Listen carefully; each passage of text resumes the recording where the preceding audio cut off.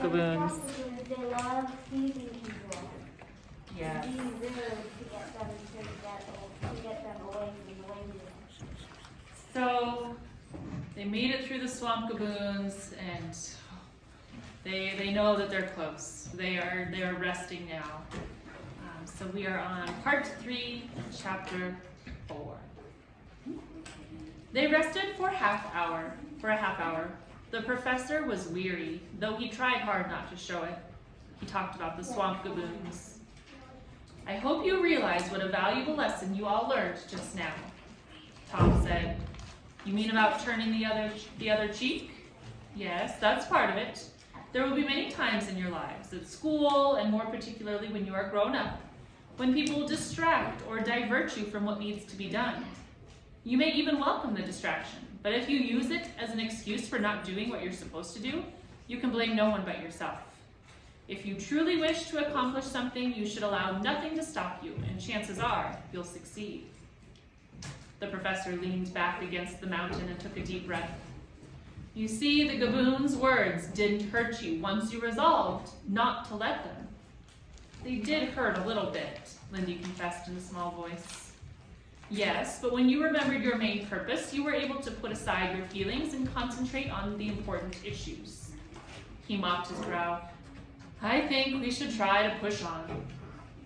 They followed him as he slowly and laboriously climbed the steep and narrow path. The children shuddered as they looked down at the ground hundreds of feet below. The professor began to act in a way that was very unlike him. Girls at the back table.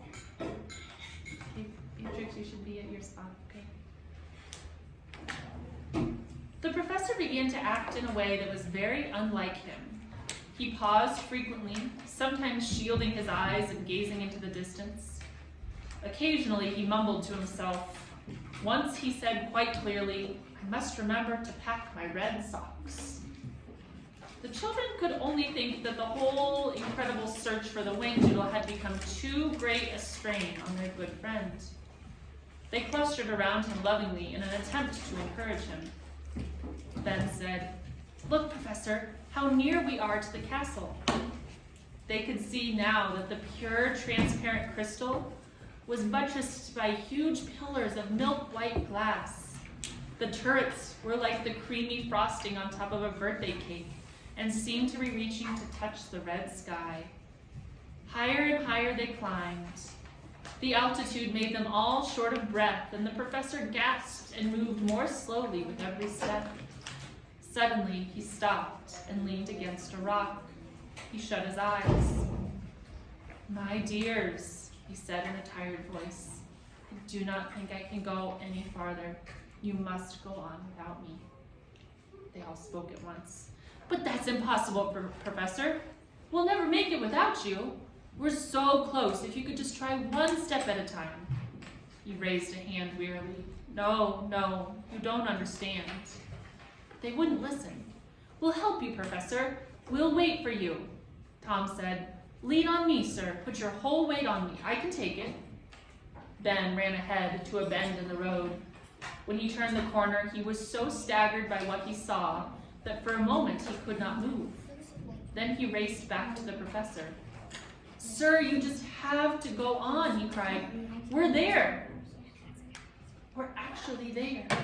I found the bridge. It's around the corner. All we have to do is cross over it to reach the palace. Come and see for yourself. Come on, Professor.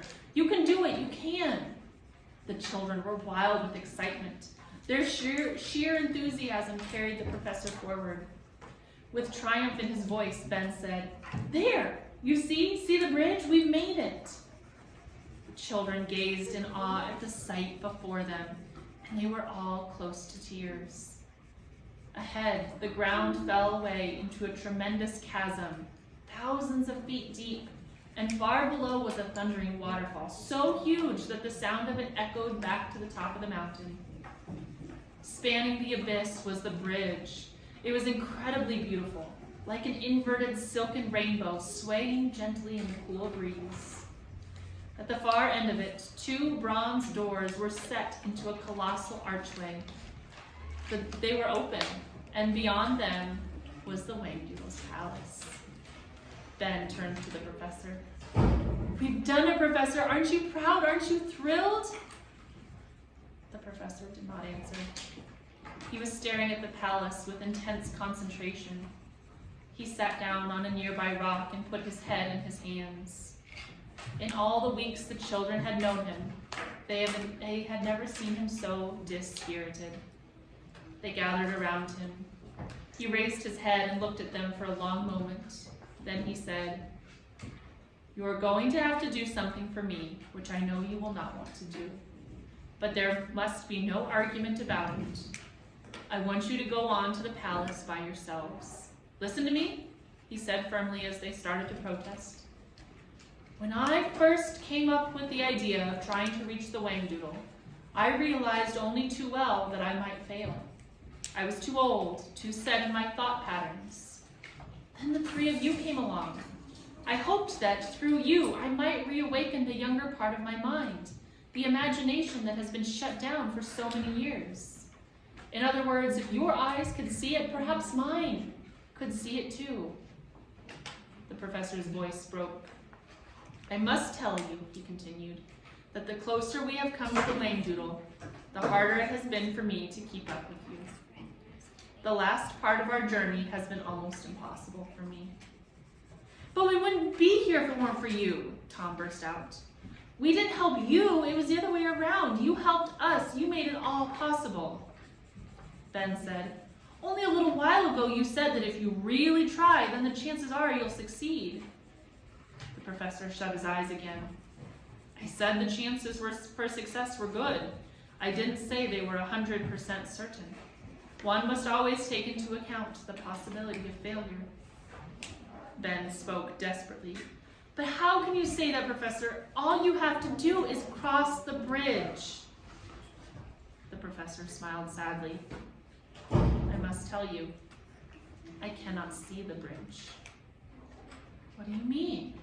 Tom was shocked. "Of course you can see it. You can see the palace, can't you?" "Yes, I've always been able to see it, but seeing how to get to the palace is another matter. For me, the bridge just isn't there. Only the chasm, which is that canyon." The boys fell silent. Lindy said in a choked voice, "You should have had a scrappy cap."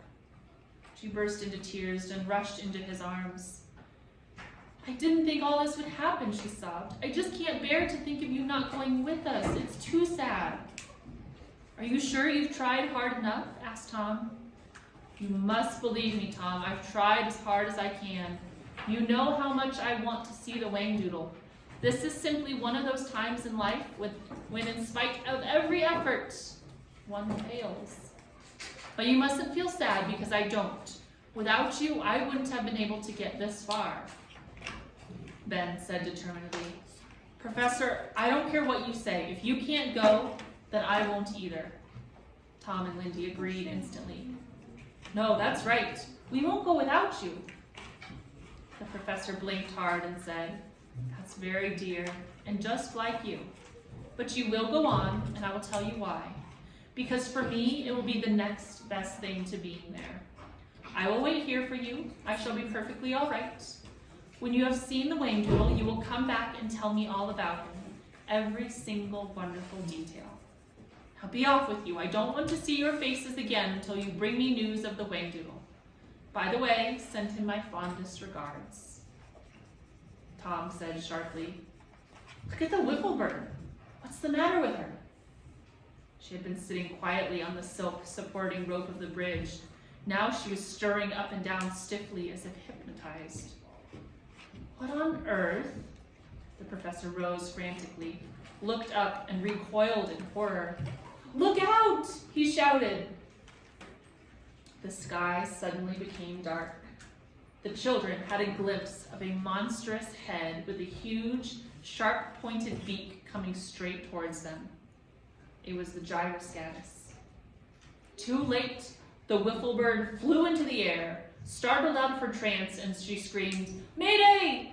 The children flung themselves clear of the slashing talons. The professor bellowed in dismay. "No," he cried. "No, no, no, you shall not do this." In desperation, he found strength. As the Gyroscatus banked around for another attack, he took a firm grip on his umbrella. When the huge bird flew past him, he swiped at it with all his might, giving it a resounding thwack that sent it careening off course. He yelled to the children, "Run! Run to the palace!" "What about you?" Ben cried, horrified. I shall be all right, I promise you. Now go on." The children ran towards the bridge. The professor jumped up and down and waved his arms wildly. "Come on, you devil bird," he called out to the giant bird. "Let's see what you're made of, you big, dumb, pea-brained bully." The Gyroscatus was diverted by the noisy, dancing figure. It swooped down for another attack. As the children clattered onto the slats of the bridge, the professor put his back to the rock and, using his umbrella as a sword, he fought the monster with the last ounce of his strength. The Gyroscatus screamed with outrage. One giant claw reached out for the tired and desperate man. It picked him up as though he were a rag doll and dashed him against the rock. The professor fell to the ground in an unconscious heap.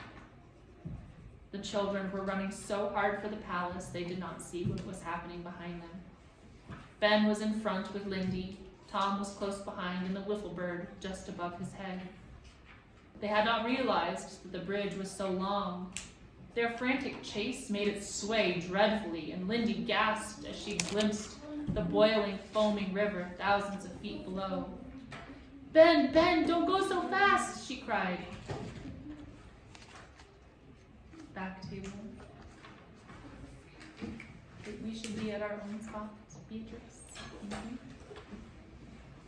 Her foot slipped between the slats and she crashed to her knees, crying out in pain. Ben turned to help her and suddenly screamed with fear. "Look out, Tom!" The Gyroscatus was only inches away from Tom. There was a rushing wind that moved the bridge violently from side to side. Ben and Lindy clung desperately to the guide ropes. Tom felt two sharp claws hook into the shoulders of his jacket, and he was lifted high out over the chasm. The wiffle bird went berserk. With a shriek, she rocketed towards the Gyroscatus, aiming straight for its eyes. Her brilliant feathers momentarily blinded the monster, and it flapped desperately back over the bridge. Ben scrambled to his feet and flung his arms around Tom's legs just as he passed overhead. The Gyroscatus pulled, and Ben hung on with all his might. The wiffle bird attacked again and again.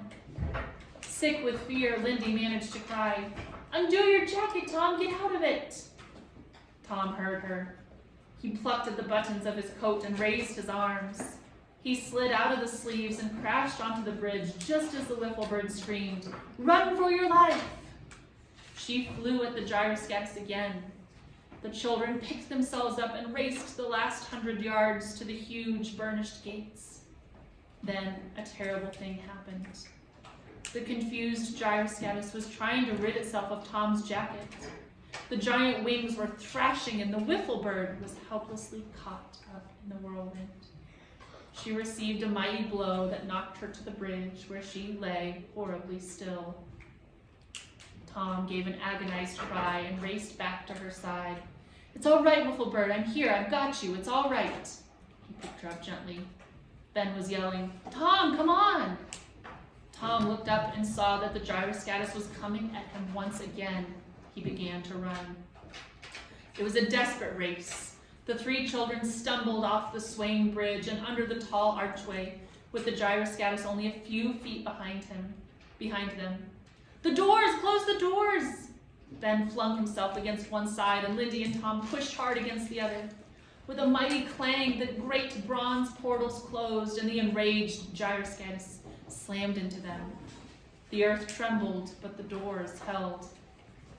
The children leaned against the cool metal, fighting to regain their breath. When they had recovered sufficiently to turn around and see where they were, they received yet another shock. Standing in front of them was the Proc.